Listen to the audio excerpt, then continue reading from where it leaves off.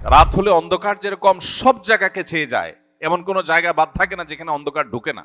ঠিক কিয়ামতের আগে ফিতনা সব জায়গাকে ছেয়ে যাবে। পৃথিবীর যে প্রান্তে মানুষ থাকুক, যেই মানুষই থাকুক, আলেম গায়রে আলেম, কেউ রক্ষা পাবে না, সবাইকে ফিতনা ছেয়ে যাবে। এই বিষয়ে নবী সাল্লাল্লাহু আলাইহি ওয়াসাল্লাম আমাদেরকে সতর্ক করার মানে হলো, ঝড় আসতে পারে, তোমরা যখন সে সময় পৃথিবীতে থাকবে তোমরা সতর্ক থাকবে এবং ফিতনা তোমাদের ঈমান হরণ করবে। আল্লাহ সুবহানাহু ওয়া তাআলা তার হাবিব মুহাম্মদ সাল্লাল্লাহু আলাইহি সাল্লামের মাধ্যমে আমাদের জন্য অনেকগুলো ভবিষ্যৎবাণী করেছেন, অনেকগুলো সতর্কীকরণ আল্লাহ রাব্বুল আলামিন করেছেন। যে সমস্ত ভবিষ্যৎবাণীগুলো আমাদের জন্য গুরুত্বপূর্ণ, অতীব গুরুত্বপূর্ণ, এবং যে সমস্ত বিষয়ে আল্লাহ রাব্বুল আলামিন তার হাবিব মুহাম্মদ সাল্লাল্লাহু আলাইহি সাল্লামের মাধ্যমে আমাদেরকে সতর্ক করেছেন, সে বিষয়গুলোর মধ্যে থেকে অন্যতম একটা বিষয় হলো, পৃথিবীর আয়ু যখন শেষ হয়ে আসবে, মহাপ্রলয় মানব ইতিহাসের সবচেয়ে বড় ঘটনা, যেই ঘটনার মধ্য দিয়ে আল্লাহ তাআলা সৃষ্টি জগতের এই বিশাল বড় আয়োজন, এটার সমাপ্তি আল্লাহ তাআলা ঘটাবেন, সেই ঘটনার যত নিকটবর্তী হবে পৃথিবী, তত বেশি পৃথিবী ফিতনা সংকুল হবে এবং ফিতনায় পৃথিবী পরিপূর্ণ হয়ে যাবে। এ বিষয়ে নবী করিম সাল্লাল্লাহু আলাইহি সাল্লাম আমাদেরকে বারবার সতর্ক করেছেন, বিভিন্নভাবে সতর্ক করেছেন।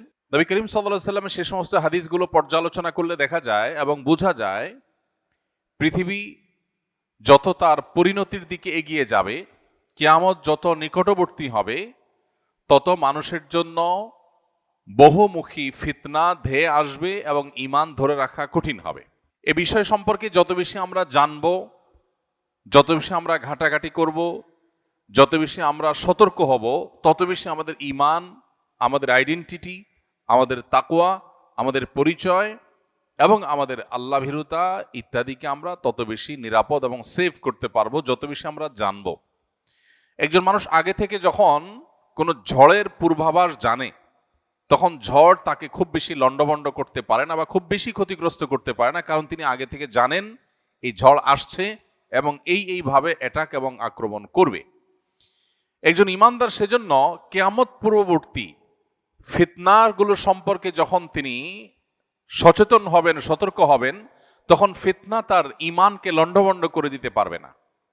আর এই জন্য এই বিষয়ে মুহাদ্দিসিনে কেরাম হাদিসের মৌলিক গ্রন্থগুলোতে বিভিন্ন অধ্যায় রচনা করে করে আমাদেরকে সতর্ক করেছেন, কিন্তু এগুলো নিয়ে আমাদের সমাজে খুব বেশি আলোচনা নাই, খুব বেশি চর্চা নাই, এবং আমরা খুব বেশি সতর্ক নই। এই সৃষ্টি জগৎ একসময় শেষ হবে, এটা আমাদের বিশ্বাসের গুরুত্বপূর্ণ একটা পার্ট বা অংশ। যেই ঘটনার মধ্য দিয়ে এই সৃষ্টি জগৎকে আল্লাহ তাআলা শেষ করবেন, এই সৃষ্টি জগতের মহা সংসারের এই আয়োজন পুরাটাকে আল্লাহ রাব্বুল আলামিন ক্লোজ করবেন, এবং সেই ঘটনার ভয়াবহতা কি হবে না হবে পুরো কোরআনের শুরু থেকে শেষ পর্যন্ত বারবার বিভিন্ন জায়গায় সেই বিষয়গুলো আল্লাহ তাআলা আলোকপাত করেছেন। আর এই জন্যই আমি সবসময় আপনাদেরকে উদাত্ত আহ্বান করি, আপনারা কোরআনটা অর্থ সহকারে অনুগ্রহ করে একজন মুসলিম হিসাবে বুঝে পড়ার অভ্যাস গড়ে তুলুন। কোরআনে কারীম যদি আপনি অর্থ সহকারে বোঝার অভ্যাস গড়ে তোলেন এবং পড়েন, তাহলে ইসলাম সম্পর্কে আপনি কমপ্লিট একটা ধারণা পাবেন। আর না হলে ইসলাম সম্পর্কে আজকে একটা বিষয় জানলেন, একটা সাইড জানবেন, আবার আরেক সাইডে আপনি জানলেন না, সেটা সাইডে আপনার অজানা থেকে যাবে, অস্পষ্টতা থেকে যাবে, এখানে বিভ্রান্তির আশঙ্কা তৈরি হবে। এজন্য আপনি কালেকটিভলি ইসলামকে জানার যদি চেষ্টা করেন, তাহলে তার জন্য সবচেয়ে বড় এবং ভালো উদ্যোগ হবে কোরআনে কারীমের শুরু থেকে শেষ পর্যন্ত অর্থ সহকারে বুঝে পড়া। এই কোরআন পড়লে আপনি দেখবেন যে আল্লাহ তাআলা বারবার করে কোরআনে, বিশেষ করে শেষের পাড়ায় এবং শেষের দিকে এসে এই মহাপ্রলয়, এই পৃথিবীর ধ্বংসের যে ঘটনা, সেটা সম্পর্কে আল্লাহ আলোকপাত করেছেন। কোরআনে কারীমে সাধারণত সেই মহাপ্রলয়কে আস-সাআহ, অর্থাৎ সেই গুরুত্বপূর্ণ ক্ষণ, মুহূর্ত বলে অভিহিত করেছেন।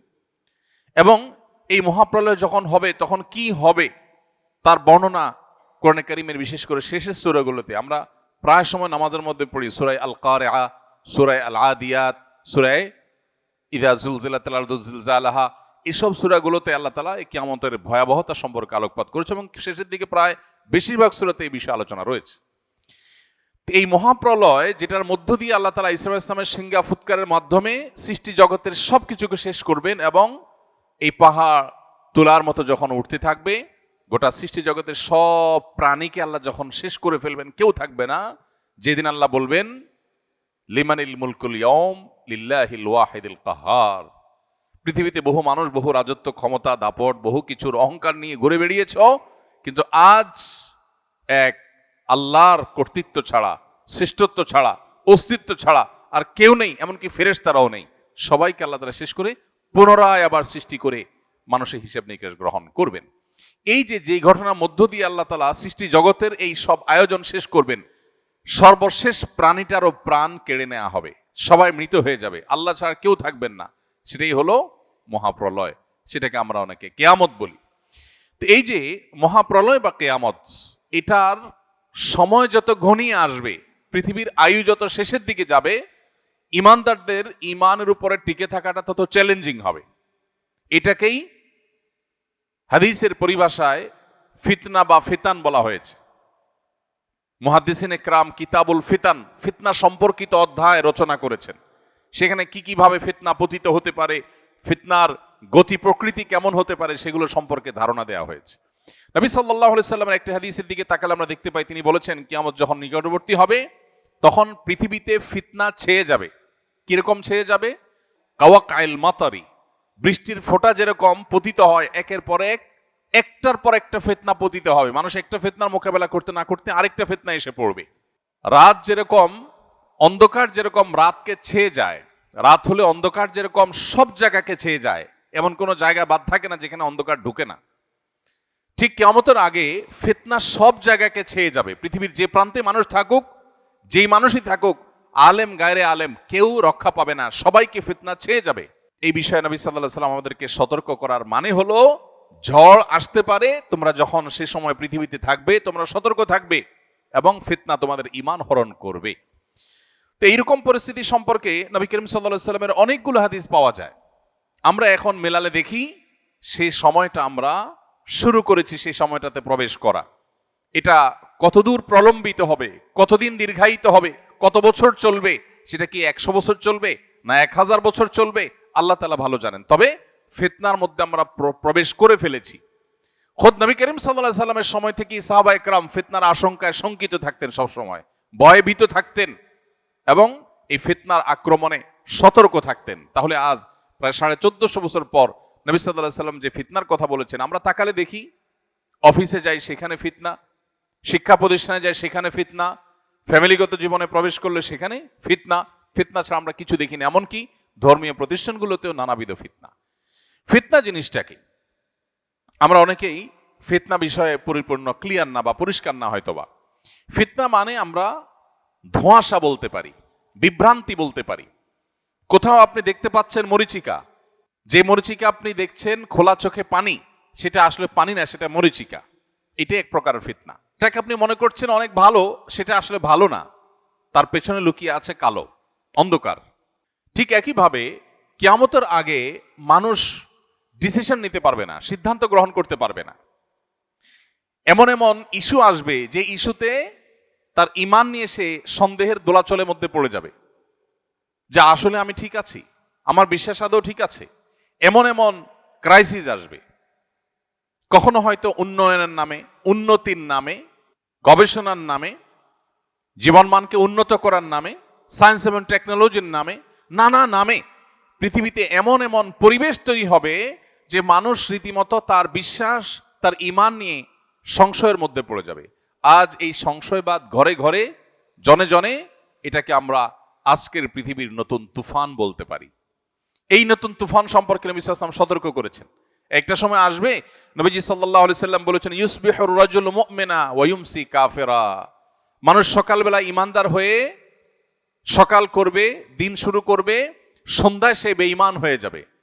কারণ হয়তো সন্ধ্যায় ঈমান থাকবে কিন্তু সকালে ঘুম থেকে উঠে সে বেঈমান হয়ে যাবে। ঈমানটা এত ঠুনকো হবে, এত দুর্বল হবে, কচু পাতার পানির মতো এতটা নড়বড়ে হবে যে তার আইডেন্টিটি মুহূর্তের ভিতর পরিবর্তন হবে। এমন এমন চমক আসবে। এখন পৃথিবীটা হলো চমকের পৃথিবী, একের পর এক চমক। আমরা সার্চ ইঞ্জিনের যে চমক, সেটা দেখে সারতে না সারতে এআই এর চমক, আর্টিফিশিয়াল ইন্টেলিজেন্সের চমক আমাদের সামনে এসে উপস্থিত।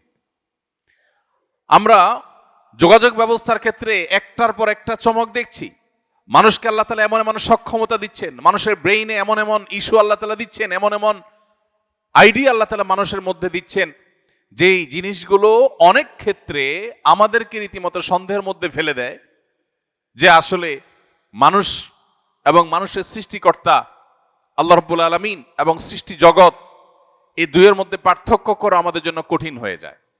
ভাইরা আমার, ফিতনা কতভাবে পতিত হতে পারে, কত দিক থেকে আসতে পারে, সেটা আমাদের ধারণা এবং কল্পনারও বাহিরে। কিয়ামত যত নিকটবর্তী হবে, মানুষের ঈমানদারের আইডেন্টিটি ধরে রাখা তত কঠিন হবে। এটাই ফিতনা। সেই সময়টা আমরা শুরু করেছি, প্রবেশ করেছি, পার করছি।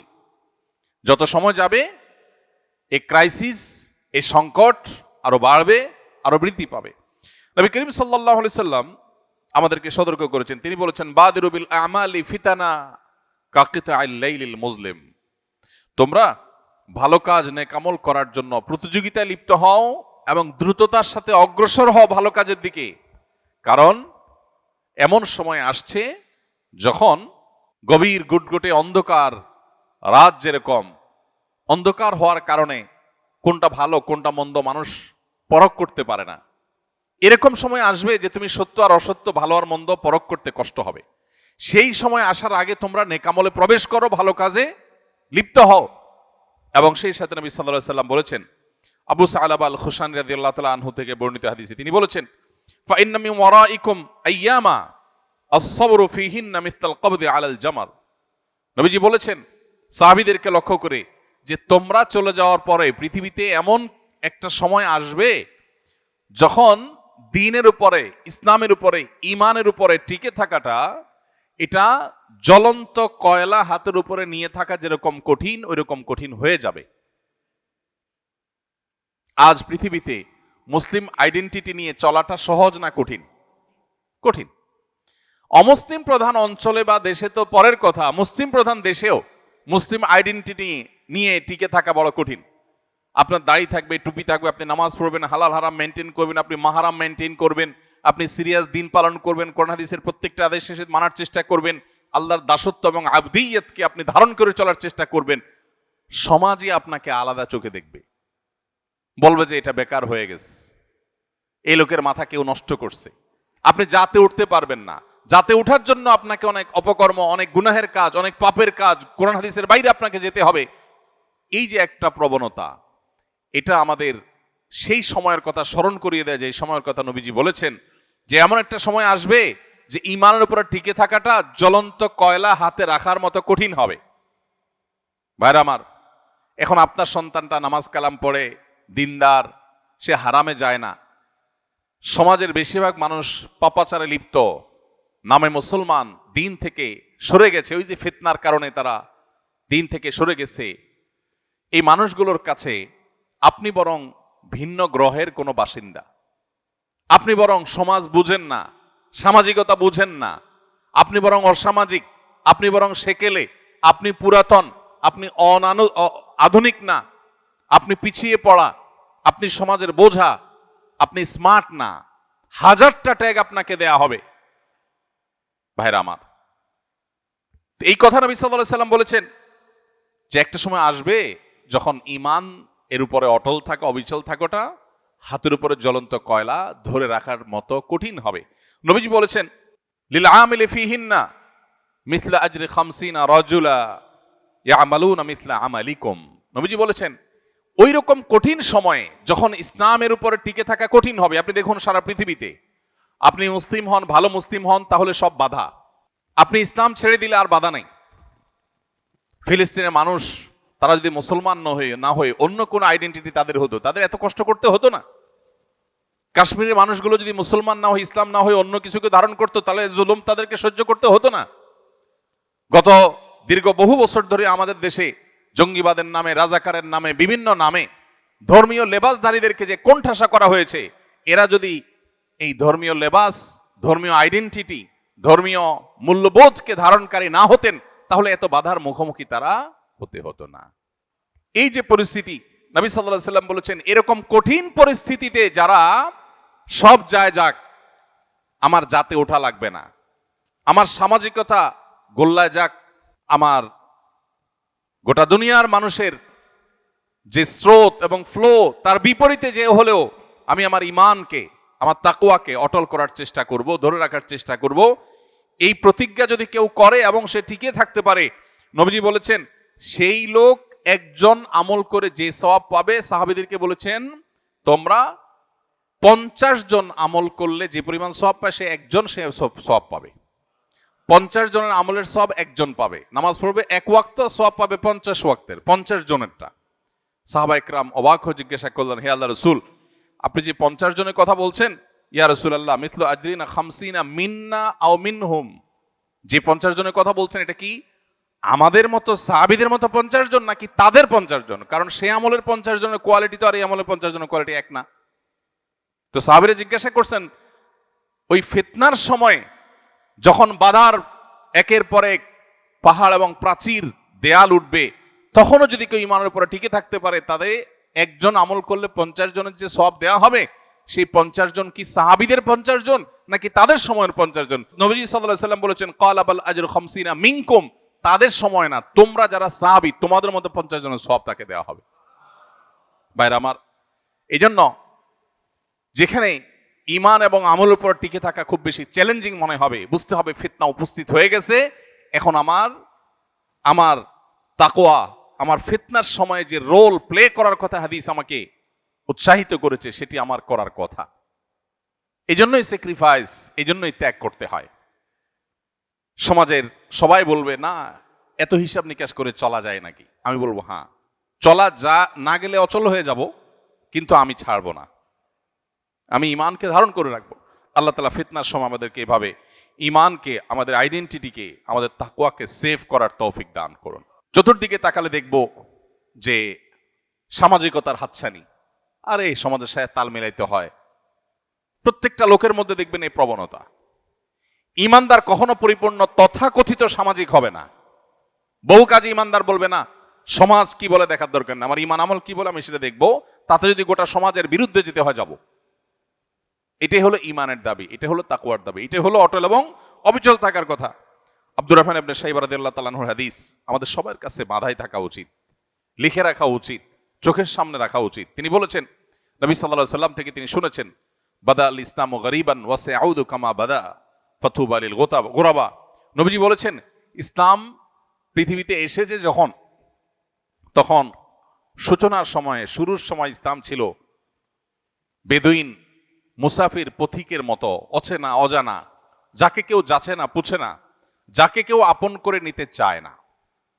একজন মুসাফির, পথিক, অচেনা, তিনি কোনো এলাকায় গেলে, কোনো মহল্লায় গেলে, কোনো মসজিদে গেলে কেউই তাকে আপন করে নিতে চায় না, কেউ বাসায় তুলতে চায় না, কেউ ঘরে নিতে চায় না, কারণ চিনি না, জানি না। সবাই তার থেকে নিজেকে দূরে রাখার চেষ্টা করে বা তার কাছে খুব বেশি ভেড়ে না, কেউ যাচ্ছে না, কেউ পোছে না তাকে। নবীজি বলেছেন, ইসলাম যখন শুরুতে এসেছে পৃথিবীতে, তখন এইরকম একটা অবস্থায় ছিল, কিন্তু একটা সময় ইসলামের শৌর্যবীর্য, ইসলামের প্রভাব প্রতিপত্তি, ইসলামের সাম্রাজ্য, ইসলামের জয়যাত্রা, ইসলামের প্রচার প্রসার এমন বেশি হবে যে গোটা পৃথিবীতে ইসলামের প্রভাব থাকবে। কিন্তু আবার পৃথিবীতে ইসলাম আগের জায়গায় ফেরত যাবে, অর্থাৎ আবার এমন একটা সময় আসবে কিয়ামতের আগে যে পৃথিবীতে ইসলামকে কেউ ধারণ করতে চাইবে না, ইসলামের পরিচয়ে কেউ পরিচিত হতে চাইবে না। ইউনিভার্সিটিগুলোতে আমাদের তরুণদের মধ্যে সালাম দেওয়া নিয়ে হীনমন্যতা হয়, সালাম দিতে চায় না, কারণ সালাম দিলে সে হুজুর হয়ে যাবে। এখানে কেউ সালাম দেয় না, এখানে হাই বলে, হ্যালো বলে, এখানে সালাম দেয় না। ঠিক একইভাবে কর্পোরেট দুনিয়াতে, সেখানে যারা বসবাস করছেন, ব্যক্তিগত জীবনে ইসলাম যতই প্র্যাকটিস করুক, ওখানে উনি সালাম দেন না, কারণ এখানে সালাম দেওয়া না প্রচলন নাই। এরকম আরো বহু বিষয়ের প্রচলন নাই। তো এইরকম সময়গুলোতে নবী সাল্লাল্লাহু আলাইহি সাল্লাম বলেছেন, যখন পৃথিবী তার শেষ পরিণতির দিকে আসবে, ইসলাম আবারও ওই প্রথম যুগে যেরকম ইসলাম কেউ ধারণ করতে চাইতো না, মক্কাতে যখন ইসলাম শুরু হয়েছে, ইসলামের পরিচয় পরিচিত হওয়াটা রিস্কি ছিল। এই পরিচয় পরিচিত হলে তারপরে জুলুম নেমে আসতো, কেউ ওয়েলকাম করতো না, গরিব ছিল, অসহায় ছিল ইসলাম। নবীজি বলেছেন, কিয়ামতের আগে আবার এরকম একটা সময় আসবে যখন ইসলাম এরকম অসহায় হবে, কেউ ইসলামকে ধারণ করতে চাইবে না, সবাই জাতে উঠতে চাইবে। নবীজি বলেছেন, ফাতুবা লিল গুরাবা। এই যে শুরু এবং শেষ ইসলামের, মাঝখানে জয়যাত্রা, শুরুতে কঠিন সময় ছিল মক্কাতে, আবার কঠিন সময় আসবে পৃথিবীতে, এই দুই সময়ে যারা ইসলামকে ধারণ করে থাকবে, ওই অসহায় ইসলামকেই ধারণ করবে, সে জাতি উঠতে চাইবে না, সে সামাজিক তথাকথিত সামাজিক হতে চাইবে না, সে সমাজের মানুষের দৌড়ে টিকে থাকতে চাইবে না, সে ইসলামের দৌড়টাকে টিকে রাখার চেষ্টা করবে। এই মানুষগুলোকে নবীজি বলেছেন এরা হলো ইসলামের সে অসহায় সময়ের সঙ্গী। এই মানুষগুলো সম্পর্কে নবীজি বলেছেন ফাতুবা, তারা যেন সুসংবাদ গ্রহণ করে, এদের জন্যই হলো আখিরাতের শেষ হাসি। ভাইরা আমার, তখন নবীজিকে জিজ্ঞাসা করা হলো মানিল গোরাবা ইয়া রাসূলুল্লাহ, হে আল্লাহর রাসূল, ইসলামের কঠিন সময়ে যারা ইসলামকে ধারণ করবে, আপনি যাদেরকে গরীব বলে আখ্যায়িত করেছেন, এখানে অর্থকরী না থাকলে যে গরীব হয় সেটা উদ্দেশ্য নয়, বরং দুঃসময়ের কাণ্ডারি, যাচ্ছে না পোছে না সেরকম পথিকের মতো ইসলামকে ধারণকারী বলতে হে রাসূল আপনি কাকে বুঝিয়েছেন? নবীজি তখন বলেছেন আল্লাযীনা ইউসলিহুনা ইযা আফসাদান নাস, মানুষ যখন ফিতনায় পতিত হয়ে যাবে, সমাজ যখন নষ্ট হয়ে যাবে, তখন যারা মানুষের সংশোধনে কাজ করবে, নিজেরা কোরআন হাদিসের পথে থাকবে আর সমাজকে সংশোধনের পথে আহ্বান করবে, এই মানুষগুলো হলো সেই মানুষ যাদের জন্য নবী সাল্লাল্লাহু আলাইহি ওয়াসাল্লাম সুসংবাদ দিয়েছেন। ভাইরা আমার, সেরকম কঠিন সময় আমরা পার করছি। আমাদের দরকার এখন ঈমানকে আঁকড়ে ধরা, আমাদের দরকার এখন মুসলিম আইডেন্টিটিকে আঁকড়ে ধরা। আমরা দেখব চতুর্দিকে আমাদের সন্তানদের, আমাদের পরিবারে, আমাদের আশেপাশে, আমাদের সমাজে, সোসাইটিতে, পরিবেশ সব দিকে আমরা দেখব যে সবাই জাতে ওঠার চেষ্টা করছে। কেউ তার অরিজিনকে ধরে রাখার, মৌলিকত্বকে ধরে রাখার, তার শেকড়কে সন্ধান করবার চেষ্টা করছে না। এটা নবী সাল্লাল্লাহু আলাইহি সাল্লাম বহু আগে ভবিষ্যদ্বাণী করেছেন যে এরকম সিচুয়েশন আসবে, সিচুয়েশন আরো জটিল হবে।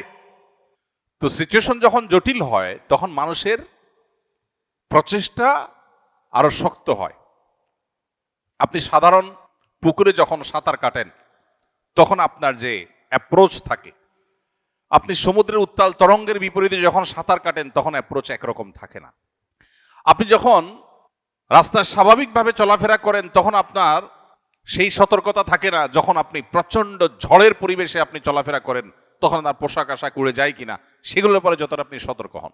ঠিক একইভাবে ফিতনা সংকুল সময়ে ঈমান যেন টিকে থাকে, ঈমান যেন হারিয়ে না যায়, কুফরি এবং ফিতনার ঝড় যেন ঈমানকে লণ্ডভণ্ড করে দিতে না পারে, সেজন্য একজন ঈমানদার তিনি তার সব শক্তি দিয়ে তার ঈমানকে টিকিয়ে রাখার চেষ্টা করবেন। আল্লাহ রাব্বুল আলামিন আখিরি জামানার কিয়ামত পূর্ববর্তী ফিতনা সংকুল সময়ে আকাশ থেকে বৃষ্টির মতো অনবরত ফিতনা যখন পতিত হতে থাকে, যখন অন্ধকার ছেয়ে যায়, ভালো মন্দ নিরূপণ করতে পারি না, সংশয়বাদ যখন আমাদেরকে গ্রাস করে ঘিরে ধরে, এরকম সময় আল্লাহ তাআলা আমাদেরকে ঈমানের এই পরিচয়কে ধারণ করে থাকার তৌফিক দান করুন। ভাইরা আমার, আমরা চতুর্দিকে দেখি নানাবিধ ফিতনা, ফিতনার তালিকা, ফিতনার নজির, ফিতনার দৃষ্টান্তগুলো যদি আমরা আলোচনা করতে চাই সেটা অনেক লম্বা, অনেক দীর্ঘ। এর মধ্যে থেকে একটা উদাহরণ হলো আজকের পৃথিবী উন্নয়নের নামে আমাদের এমন জীবনধারা বা এমন লাইফস্টাইল আমাদেরকে উপহার দিয়েছে যেখানে মানুষ প্রচুর পরিমাণ সম্পদ কামাই করা এবং খুব বেশি সুখ স্বাচ্ছন্দ্য আর ভোগ বিলাসের মধ্যে থাকা, এটা জীবনের অন্যতম লক্ষ্যে পরিণত হয়েছে। এখন এই পাইপলাইনে যখন মানুষ একবার প্রবেশ করে তখন এটার কোনো শেষ থাকে না। টাকা পয়সা কামাই করা, সমাজের স্রোতের তালে চলা, সামাজিকতা মেনটেন করে চলা এবং অন্য 10 জনের মতো হয়ে চলার চেষ্টা করা, এগুলো মানুষকে তার দ্বীন, তার ঈমান, তার আখিরাত এই চর্চা থেকে আস্তে আস্তে তার অজান্তে দূরে সরায় দেয়। এই জন্য নবী করিম সাল্লাল্লাহু আলাইহি সাল্লামকে আল্লাহ তাআলা সতর্ক করেছেন, আমাদেরকে আল্লাহ সতর্ক করেছেন। কোরআনে কারিমে আল্লাহ বলেছেন ইন্নামা আমওয়ালুকুম ওয়া আওলাদুকুম ফিতনা, তোমাদের সম্পদ এবং সন্তান এগুলো এক প্রকারের ফিতনা, অর্থাৎ এগুলো তোমাদেরকে ধোঁয়াশার মধ্যে ফেলে দেয়। ঈমান নাকি টাকা পয়সা, ঈমান নাকি সামাজিক স্ট্যাটাস, ঈমান নাকি সন্তান সন্ততির তথাকথিত ক্যারিয়ার। অনেক সময় আখিরাত ডুবাই দিয়ে সন্তান সন্ততির ক্যারিয়ারকে আমরা উপরে তোলার চেষ্টা করি। অনেক সময় সম্পদ এর পাহাড় গড়বার প্রয়োজনে ঈমান, আমল, আকীদা, হালাল হারাম সবকিছুকে ডুবাই দেই। তাহলে আমি যে কোনটা গ্রহণ করব, কোনটা আমার গ্রহণ করা উচিত, এই সিদ্ধান্তহীনতাটাই হলো ফিতনা। নবীজি বলেছেন, সন্তান সন্ততি সম্পদ এগুলো তোমাদেরকে ধোঁয়াশায় ফেলে দিবে, বিভ্রান্তিতে ফেলে দিবে, তুমি কোন দিকে যাবে, এবং বিভ্রান্ত হয়ে দেখা যায় ভুল পথে গিয়েছ, আখিরাত বরবাদ করে ফেলেছ। এর বাইরে আজ ভালো এবং মন্দের যে মাপকাঠি, এই মাপকাঠিগুলো পরিবর্তন হয়ে যাচ্ছে। গোটা বিশ্বে পাওয়ার হোল্ড করা, সম্পদ কামাই করা, এটাই মানুষের মর্যাদার মাপকাঠি হয়ে গেছে, মানদণ্ড হয়ে গেছে। ভালো মানুষের ভাত নাই, সহজ বাংলায়। ভাত আছে কার? যার পাওয়ার আছে, যার টাকা পয়সা আছে। যত নিকটবর্তী হবে পৃথিবী, তত সেদিকে মানুষ চলে যাবে। সমাজে এইরকম পরিবেশে পরিস্থিতি মানুষ চিন্তা করবে, ভালো মানুষই পরে, আগে টাকা পয়সা কামাই করি, আগে পাওয়ার গেইন করি। কারণ পাওয়ার গেইন করলে, টাকা পয়সা কামাই করলে সমাজে সবাই বাহাবা দিবে। এখন এই সময়টাতে সমাজে আমি লাইমলাইটে আসাটা গুরুত্বপূর্ণ না আমার মুসলিম আইডেন্টিটিকে ধরে রাখা গুরুত্বপূর্ণ, এটা হলো ফিতনা। বেশিরভাগ মানুষ জোয়ারে গা ভাসায়, না এ যুগে টাকা পয়সা না হলে চলে নাকি, এ যুগে ভালো চেয়ারে না গেলে চলে নাকি। কিন্তু যে ইমানদার, ওই যে 50 গুণ সাহাবীদের সমান 50 জনের সওয়াব পাবে, সেই লোক সমাজের এই গড্ডালিকায় স্রোতে গা ভাসায় না, সে বিপরীতে চলে। সে বলে না, আমার সামাজিকতার দরকার নাই, সবাই হ্যাঁ চোখে দেখুক, কিন্তু আমি সততা, আদর্শ, নীতি এটাতে আমি ছাড় দিব না, তাতে আমার পরিবারের লোকদের কাছে আমি খারাপ হতে পারি। স্ত্রী হয়তো বলতে পারে যে এটা অচল, অচল না। হয়তো সন্তানরাও বলবে, আমার বাবা সে আমাদেরকে কিছু দিয়ে যায়নি। হয়তো মা বাপ ভাই বোনও বলবে যে এই ছেলে সমাজের সাথে তাল মেলাতে পারে নাই, সোজা সরল বেকুব, তারপরও সে তার ঈমানকে, তার তাকওয়াকে, আল্লাহর গোলাম এবং বন্দীকে সে আঁকড়ে ধরবে। ভাইরা আমার, এরকম হাজার লাখো অগণিত ফিতনা আছে এই চাকচিক্যময় পৃথিবীতে। ভোগবাদের ফিতনা আমাদের সবাইকে ভোগবাদী করে তুলছে। একজন ইমানদার যার আখিরাতের প্রতি বিশ্বাস আছে, তিনি জানেন দুনিয়াটা সামান্য সময়ের পারাপারের জায়গা। কিন্তু ভোগবাদ আমাদের সমাজে আমাদেরকে এমনভাবে গ্রাস করে ফেলেছে যে আমাদের মনে হচ্ছে এটাই অনন্তকাল বেঁচে থাকার জায়গা। যিনি টাকার জন্য মরিয়া হালাল হারাম বাজ বিচার করছেন না, তিনি নিজেও জানেন এটা আগামী 1 মিনিট পরও তিনি ভোগ করতে পারবেন কিনা তার গ্যারান্টি নাই, পৃথিবীতে কেউ তাকে গ্যারান্টি দিতে পারবে না। কিন্তু এরপরও তিনি এর জন্য পাগল, এবং তিনি হাজার হাজার শত শত বছর বাঁচবেন না সেটা তিনি জানেন। তারপরেও এত টাকা কামাই করার পরেও তার চাহিদা শেষ হচ্ছে না, যত টাকা তার শত শত বছর কেউ শেষ করা যাবে না। তারপর তিনি পাগল পড়া ফিতনা, এই ফিতনার জালে তিনি পড়ে গেছেন, আর বের হতে পারছেন না। এই নেশায় তিনি ডুবে গেছেন, ব্যাক করতে পারছেন না, আখিরাতকে ডুবাই দিয়েছে। ভাইরা আমার, এরকম বহুবিধ ফিতনা আমাদেরকে গ্রাস করছে। রক্ষার উপায় কি? রক্ষার উপায় হলো কোরআন এবং হাদিসকে আঁকড়ে ধরা। কোরআন এবং হাদিসকে যারা আঁকড়ে ধরবে তারা ফিতনা থেকে রক্ষা পাবে। নবী সাল্লাল্লাহু আলাইহি ওয়াসাল্লাম বলেছেন, আদ্দু আলাইহা বিন নওয়াজিস। খুব কঠিন সময়ে মানুষ যখন হাত দিয়েও কিছু ধরে রাখতে পারে না, তখন মাড়ির দাঁত এটা দিয়ে কামড়ে ধরে রাখার চেষ্টা করে।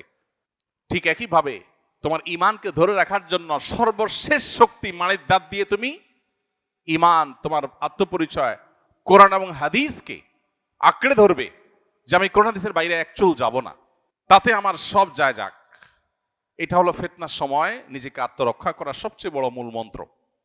আর এর পাশাপাশি নবী সাল্লাল্লাহু আলাইহি ওয়াসাল্লাম আমাদেরকে দোয়া শিক্ষা দিয়েছেন, আমরা আল্লাহর কাছে ফিতনার সময় পানাহ চাইব। আল্লাহুম্মা ইন্না নাউযু বিকা মিনাল ফিতান বা আল্লাহুম্মা ইন্নী আউযু বিকা মিনাল ফিতান মা যাহারা মিনহা ওয়া মা বাতান। আল্লাহ, প্রকাশ্য যত ফিতনা পৃথিবীতে আছে এগুলো থেকে আমি পানাহ চাই, তোমার কাছে রক্ষা চাই। আল্লাহ রাব্বুল আলামিনের কাছে আমরা দোয়া করা, চোখের পানি ফেলা এবং ফিতনার পরিবেশ থেকে বেঁচে তাকওয়ার পরিবেশে নিজেকে নিয়োজিত করা, নিবদ্ধ রাখা, এর জন্য নিরন্তর চেষ্টা করে জীবনের শেষ মুহূর্তগুলো পার করার, শেষ নিঃশ্বাস ত্যাগ করার, ঈমান এবং আমল নিয়ে ফিতনা থেকে নিজেকে বাঁচিয়ে, নিজের ফ্যামিলিকে বাঁচিয়ে, জেনারেশনকে বাঁচিয়ে আল্লাহ তাআলা আমাদেরকে দুনিয়া থেকে যাওয়ার তৌফিক নসিব করুন। আমাদের পরিবারকে, আমাদের নিজেদেরকে, আমাদের সমাজকে ফিতনার এই ভয়াবহ করাল গ্রাস এবং থাবা থেকে বাঁচানোর জন্য নানাবিধ উদ্যোগ আমাদের নিতে হবে। সবকিছুর আগে সতর্ক হতে হবে যে ফিতনা আসছে, ধেয়ে আসছে এবং ছেয়ে যাচ্ছে, এবং এই ফিতনায় বহু মানুষ হারিয়ে যাচ্ছে। এটা হলো স্রোতের পানির মতো, বানের পানির মতো। সমুদ্রের বিশাল বড় স্রোত এসে সবকিছুকে টেনে সমুদ্রের মধ্যে গ্রাস করে নিয়ে যায়। এক এক ফিতনা এসে হাজার হাজার মানুষের ঈমান আমলকে নিয়ে যায়। তরুণদের জন্য হাজার রকমের ফিতনা পৃথিবীতে আছে। এই যে বিটিএস ফ্যান হচ্ছে আমাদের ছেলেমেয়েরা, আমাদের তরুণরা, তাদের যে আকর্ষণ করবার মতো ক্ষমতা, সম্মোহনী শক্তি, দুর্বল করে ফেলার যে শক্তি, এটার ফলে নিজের অজান্তে আমি তাদের ফ্যান হয়ে যাচ্ছি। কখনো খেলোয়াড়দের ফ্যান হয়ে যাচ্ছি, কখনো তথাকথিত বিভিন্ন তারকাদের ফ্যান হয়ে যাচ্ছে, যে আমি আমার ট্র্যাক থেকে সরে যাচ্ছি, আমি ইসলাম থেকে সরে যাচ্ছি। কখনো ক্রীড়ার নামে, কখনো কৌতুকের নামে, কখনো বিনোদনের নামে, কখনো অন্য কোনো নামে এমন এমন চমক আসছে যে চমকগুলো দেখে আমি হারিয়ে যাচ্ছি। ওই স্রোত খড়কুটোর মতো করে আমাকে ভাষায় নিয়ে যাচ্ছে এবং তার ভিতরে সে গ্রাস করে নিয়ে যাচ্ছে, আমি টেরও পাচ্ছি না। আল্লাহ রাব্বুল আলামিন আখিরি জামানার এই সমস্ত ফিতনা থেকে আমাদেরকে হেফাজতে রাখুন, আমাদের ঈমান আমলকে আল্লাহ তাআলা হেফাজতে রাখুন। ফিতনা সংকুল এই সময় ঈমানকে আল্লাহ তাআলা কঠিন এবং দৃঢ়ভাবে আঁকড়ে ধরে রাখার তৌফিক দান করুন। আসুন্নাহ ফাউন্ডেশন, উম্মার স্বার্থে সুন্নাহর সাথে।